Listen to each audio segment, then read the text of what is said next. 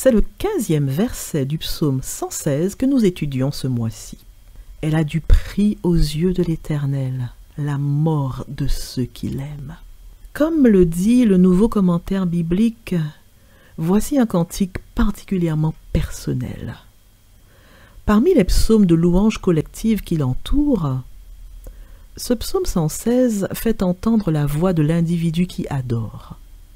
Nous le voyons en présence de la congrégation réunie, témoigner de son expérience personnelle de la délivrance divine, versets 1 à 8, et s'apprêter à offrir un sacrifice d'action de grâce, verset 17.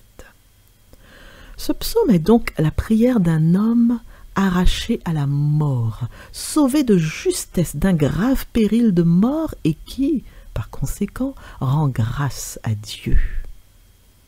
Elle a du prix aux yeux de l'Éternel, la mort de ceux qui l'aiment, signifie, selon la version Summer, qu'elle est précieuse aux yeux de l'Éternel la vie de ses fidèles, ou qu'il en coûte au Seigneur de voir mourir ses fidèles, traduction œcuménique de la Bible, ou que le Seigneur voit avec douleur la mort de ses fidèles, Bible en français courant, ou enfin que le Seigneur souffre en voyant mourir ses amis fidèles, parole de vie.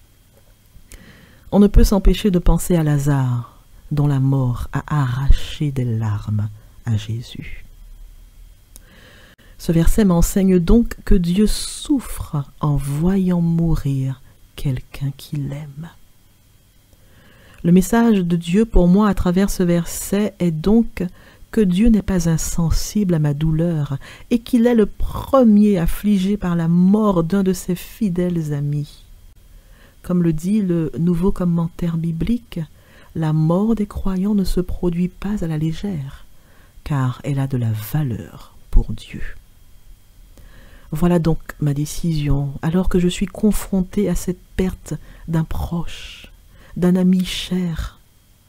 Je veux me souvenir et garder en mémoire qu'il ou elle était d'abord ton ou ta fidèle ami, Seigneur, et que tu souffres toi aussi de sa mort.